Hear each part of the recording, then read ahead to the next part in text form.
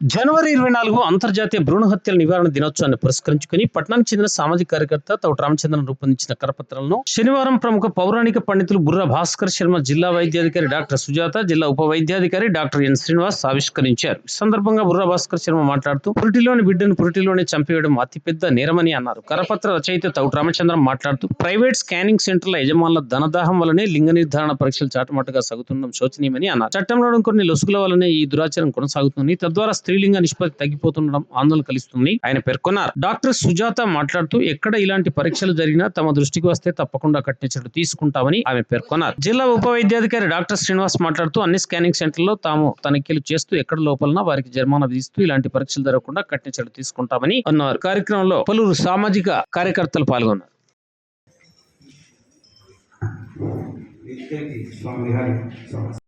ప్రతి సంవత్సరం జనవరి 24 తారీఖు రోజు ప్రపంచవ్యాప్తంగా జనవరి 24 నాడు అంతర్జాతీయ, అది ఎవరి వలనో ఎవరు ఔషధాలు సేవించడం వలనో జరిగేది కాదు. ఈ విషయాన్ని గ్రహించి సృష్టి రహస్యాన్ని అందరూ గ్రహించి ఇలాంటి సృష్టికి వ్యతిరేకమైన పనులు ఎక్కడ జరిగినా ప్రభుత్వాలకు తెలియజేయాల్సిన అవసరం ఎంతైనా ఉందని ఈ సందర్భంగా తెలియజేస్తూ మన ఈనాటి కార్యక్రమానికి మేము కోరగానే గురూజీ గారు మరియు నిర్వాహకులు ఈ కార్యక్రమానికి ఒప్పుకోవడం జరిగింది. అలాగే మేము పిలవగానే వచ్చిన జిల్లా వైద్యాధికారి సుజాత గారు, జిల్లా ఉప వైద్యాధికారి శ్రీనివాస్ గారు మా ఆహ్వానాన్ని మన్నించి ఆవిష్కరణకు రావడం జరిగింది. ప్రతి సంవత్సరం కలెక్టరేట్లో ఈ కార్యక్రమం జరిగేది. కానీ కలెక్టరేట్ అంటే మీ అందరి సమక్షంలో చేస్తే ఇంకా బాగుంటుందనే ఉద్దేశంతో ఇన్ని వందల మంది సమక్షంలో ఇంత మంచి కార్యక్రమాలు జరిపే అవకాశం కల్పించిన మీ అందరికీ కూడా కృతజ్ఞతలు తెలుపుతూ, నిర్వాహకులకు భాస్కర్ శర్మ గారికి కూడా కృతజ్ఞతలు తెలుపుతూ ముగిస్తున్నాను. ఈరోజు మీ అందరి మధ్యలో మనం భ్రూణ హత్యల నివారణ దినోత్సవం జరుపుకోవడం చాలా సంతోషంగా ఉంది. ఎందుకంటే మనం చెప్పే మెసేజ్ అనేది అందరికీ రీచ్ కావాలి. ఏమి జరుగుతుంది ఈరోజు సమాజంలో, ఎట్లా ఉంది అనేది తెలిస్తే మనము దాని నివారణ అంటే మనందరికీ అవేర్నెస్ అనేది ఉంటే ఎక్కడైనా ఇలాంటివి జరిగినవి మీ దృష్టికి వచ్చినా కానీ మీరు మాకు చెప్తే మా ద్వారా కూడా అది జరుగుతుంది, అంటే జరగకుండా ఆపవచ్చు. చూస్తున్నాం ఇప్పుడు బాలికల నిష్పత్తి అనేది చాలా తగ్గింది. మనము స్కానింగ్ చేసుకునేది బిడ్డ మంచిగా ఎదుగుతుందా లేదా అని తెలుసుకోవడానికి పెట్టిన దాన్ని వాళ్ళు లొసుగుబాటుతోటి ఇవన్నీ చేస్తున్నారు.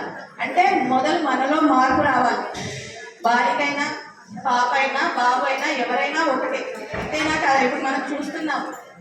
కాబట్టి ఎవరైనా, ఒక బాబు అయినా పాప అయినా ఎవరైనా ఒకటే, వాళ్ళని చదివిస్తే అంతే ఎత్తుకు ఎక్కుతారు. కాబట్టి ఇది మనలో ఉన్న ఆలోచన విధానం. అది మారితే మనము చాలా వరకు తగ్గించవచ్చు. 94 నుంచి తీసుకొచ్చాం. మనము ఇంకా చాలా చేయవలసి ఉంది, అంటే మనలో మార్పు రావాల్సి ఉంది. అందుకనే ఈరోజు కార్యక్రమం ఇంతమందిలో జరిగితే ఇందులో చాలా మంది ఆలోచన విధానం మారితే మనం చాలా ప్రగతిని సాధించినట్టే ఈ దిశగా. కాబట్టి ఈరోజు ఈ కార్యక్రమ నిర్వహణకి నన్ను ఆహ్వానించినందుకు మీ అందరికీ ధన్యవాదాలు తెలుపుతున్నాను. నేషన్ వైడ్ మనకు 921 అంటే 1000 మంది మగవాళ్ళకి 921 ఆడవాళ్ళు ఉన్నారు. కొన్ని స్టేట్స్లో అయితే, హర్యానా లాంటి స్టేట్స్లో ఎక్కడైతే ఇట్లాంటి భ్రూణ హత్యలు ఎక్కువైతే అట్లాంటి చోట్ల అయితే 850, 840 ఉంది సెక్స్ రేషియో. అందరికీ తెలుసు నష్టాలు, ఎందుకంటే ఈక్వల్గా ఉండాలి. ఒకప్పుడు ఏంటంటే మన జగిత్యాల జిల్లాలో కూడా 1030 ఉండే, 1000 మెయిన్స్కి 1030 ఉండే. ఒక 10 దశాబ్ద కాలం కిందట 1030 ఉండే. క్రమంగా అది పడిపోతూ వస్తాం. సో ఇప్పుడు ఏంటంటే మనకు 950 ఉంది.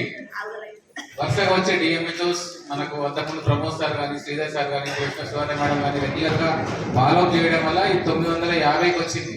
సో ఖచ్చితంగా కూడా ఒక న్యాచురల్ ప్రాసెస్ ఉంటే మాత్రం డెఫినెట్గా ఆడవాళ్ళే ఎక్కువ ఉంటుంది.